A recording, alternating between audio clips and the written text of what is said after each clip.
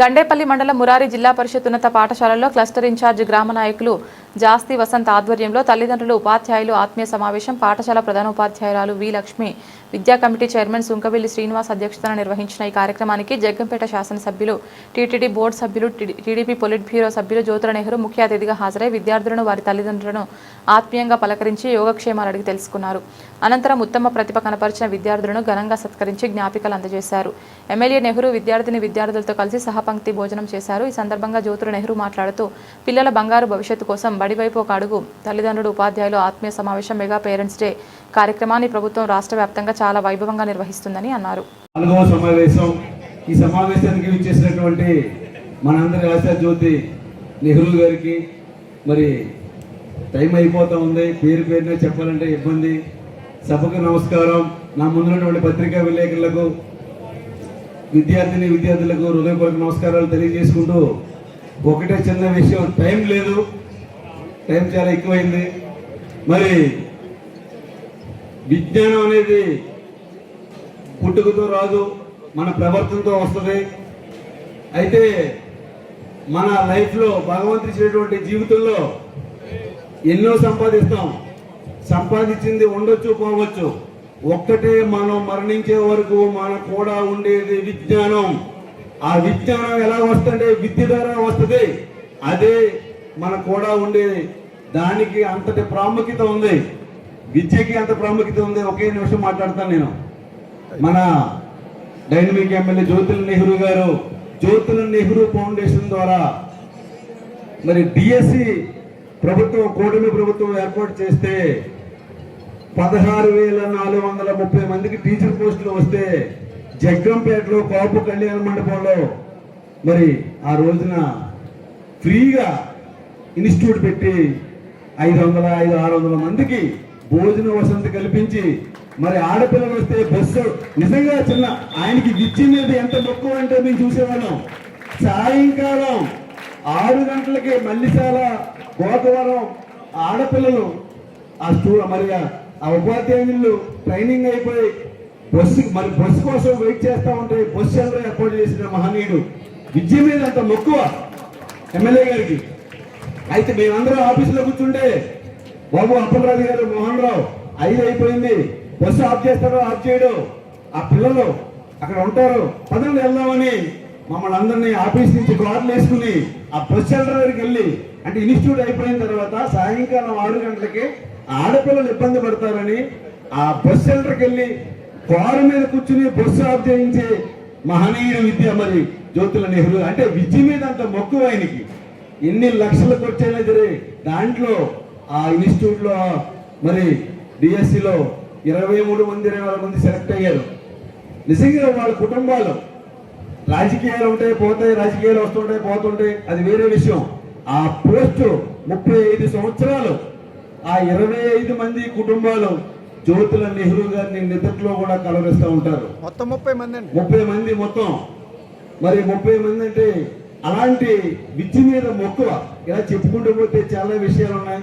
మరి అవకాశం ఇచ్చినటువంటి మీ అందరికీ కూడా హృదయపూర్వక నమస్కారం తెలియజేసుకుంటూ సెలవు తీసుకుంటాం. ఇది రాష్ట్ర వ్యాప్తంగా జరుగుతుంది. ఆ సమావేశానికి ముఖ్య అతిథులుగా వచ్చినటువంటి ఈ వేదికను అలంకరించినటువంటి అత్యున్నత మహారథులందరికీ, ఉపాధ్యాయులకు, అధికారులకు, అనధికారులకు, గ్రామ పెద్దలకి, మరి అలాగే విద్యార్థుల యొక్క తల్లిదండ్రులందరికీ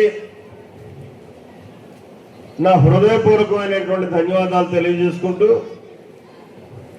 పత్రికా సోదరులకి, మీడియా సోదరులకి నా ప్రత్యేక ధన్యవాదాలు. భవిష్యత్ పౌరులైనటువంటి విద్యార్థులకు నా చల్లని ఆశిస్తుంది. ముఖ్యంగా మీరందరూ కూడా మహోన్నతమైనటువంటి విద్యను అభ్యసించి ఈ సమాజానికి ఉపయోగపడాలని మనసా వాచ తిరుమల వెంకటేశ్వర స్వామిని కోరుకుంటున్నాను. ఇక్కడ మనం 4వ సమావేశం పెట్టుకున్నాం. ఈ 4వ సమావేశం కూడా ఏదైతే లోకేష్ బాబు కోరుకున్నాడో ఆ విధానంలో నిర్వర్తించలేకపోతున్నాం. ఇది అన్యతా భావించద్దు. కూటమి ప్రభుత్వం యొక్క ఆలోచన ఏంటంటే తల్లిదండ్రులు, ఉపాధ్యాయులు, నాయకులు, పిల్లలు కలిసి ఈ పాఠశాలలో విద్య ఏ రకంగా జరుగుతుంది, పాఠశాలకు కావలసినటువంటి వనరులు ఏంటి, ఆ వనరుల ద్వారా మెరుగైనటువంటి విద్యను ఏ రకంగా అభ్యసించగలదు, దాంట్లో ఉపాధ్యాయుల యొక్క పాత్ర ఏంటి, తల్లిదండ్రుల యొక్క పాత్ర ఏంటి, పిల్లల యొక్క బాధ్యత ఏంటి, ఈ అన్నిటినీ కూడా మనం ఈ సమావేశం ద్వారా చేసుకోవాల్సినటువంటి అవసరం ఉంది. ఆ రకంగా కాకుండా వేదిక మీద మేము కూర్చున్నాం, కింద మీరు కూర్చున్నారు, ఇది ఒక ఉపన్యాస వేదికగానే జరిగిపోయినటువంటి పరిస్థితి. మళ్ళీ వచ్చే 5వ సమావేశానికైనా సరే మనం ఆ రకంగా కూర్చొని అవసరం అనుకుంటే ఒక రోజంతా కూర్చొని చర్చించుకోవాలి.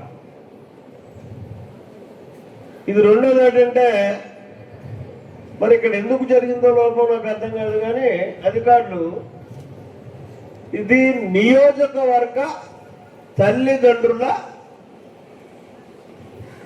సమావేశం అని చెప్పేసి పెట్టుకున్నాం.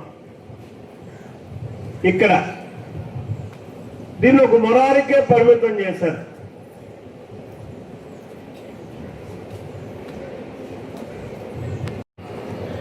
మరి ఆ 15,000 కూడా 13,000 రూపాయలు మీ చేతికి రావడం పడుతుంది, మీ బ్యాంకులో అకౌంట్లో పడుతున్నాయి.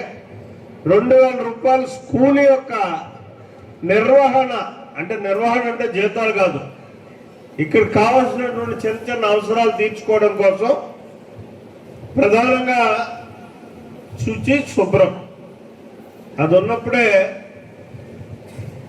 మనిషి ప్రశాంతంగా ఉంటాడు. దానికోసం 2,000 రూపాయలు పెట్టడం జరుగుతుంది.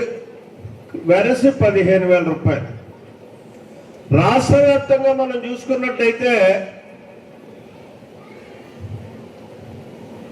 ఇవాళ ఈ లబ్ధి పొందుతున్నటువంటి విద్యార్థులు చూసుకుంటే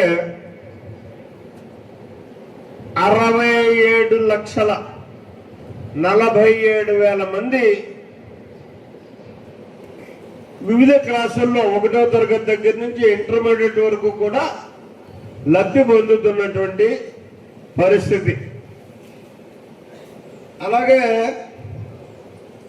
రూపాయల్లో చూసుకున్నట్టయితే 10,120 కోట్లు, 10,120 కోట్ల రూపాయలు దీని మీద మనం ఇవాళ రాష్ట్ర ప్రభుత్వం ఖర్చు పెడుతుంది. అలాగే తల్లులకి 42 లక్షల మంది తల్లులు, ఇక్కడ 42,70,000 మంది తల్లులు ఈ లబ్ధి పొందుతున్నటువంటి పరిస్థితి ఉంది. దీనికి ఎందుకు ఇస్తున్నారండి?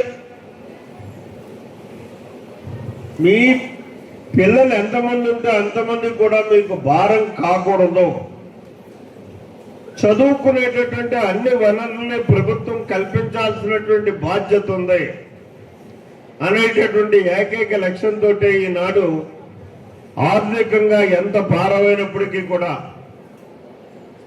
ప్రతి సంవత్సరం విధిగా ఈ డబ్బును మనం ప్రభుత్వ పరంగా ఇచ్చేస్తున్నాం.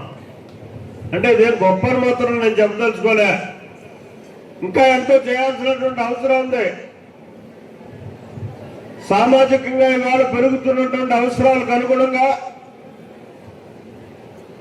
చదువుల్లో వస్తున్నటువంటి మార్పులకు అనుగుణంగా ఈ ప్రభుత్వం ఇంకా బాధ్యత తీసుకుని ముందుకు అవసరాలన్నీ తీర్చుకుంటూ ఉత్తమ విద్యకు కారకులు అయ్యేటటువంటి విధానంలో మిమ్మల్ని అందరినీ తయారు చేసుకోవాల్సినటువంటి అవసరం ఉంది. అది ప్రభుత్వం యొక్క బాధ్యత ఇవాళ ఉంది. సమానత్వం అన్నది పాఠశాల నుంచి ప్రారంభం కావాలి. చదువుకునేవాడు యొక్క స్థితిగతులను బట్టి ఇక్కడ ఈ పాఠశాలలో కనిపించకూడదు. అందరూ జనరల్ యూనిఫామ్ మొట్టమొదటికుంటా మనం తీసుకున్నటువంటి విధానం. ఆ జనరల్ యూనిఫామ్ అన్నది వచ్చినట్టయితే హెచ్చు తొక్కులు అనేటటువంటి భావం చిన్నారుల నుంచి పోతే అది సమాజం నుంచే బయటకు పోయేటటువంటి పరిస్థితి ఉంటుంది. అదే రకంగా ఇక్కడ నేను కోరుకునేది ఏంటంటే, ఇవాళ చాలా మంది స్థామత లేకపోయినా పక్కమ్మ చదివింతుంది కదా నేను కూడా భాష్యంకి పంపించాలి అని చెప్పి ఆలోచన చేయడం, ఏదో రకంగా యాదో పాదో 10వ తరగతి దాకానో ఇంటర్మీడియట్ దాకానో చదివించడం. ఆ తర్వాత స్కూల్ ఫీజులను మనం మించినటువంటి పరిస్థితి కాలేజీ దశకెళ్తులోకి. ఒకవేళ ఇవాళ ఒక ఇంజనీరింగ్ విద్యార్థి ప్రైవేట్ కాలేజీలో చదివి బయటకు రావాలంటే సుమారు 6 లక్షల రూపాయలు ఖర్చు. ఏ రకంగానే కూడా ఏమీ ఆఖరికి ఐస్ ఫ్రూట్ కూడా కొనుక్కోకుండా ఇంటికి వచ్చేస్తే కేవలం కాలేజీ ఫీజుల మీద కాలేజీ బస్సులకి మీరు ఇచ్చేటటువంటి ఇదే చూసుకున్నట్టయితే, లేకపోతే హాస్టల్ ఫీజులు ఆ స్తోమత లేక అక్కడి నుంచి మనం బ్రేక్ అడిపోతున్నటువంటి పరిస్థితి ఉంది.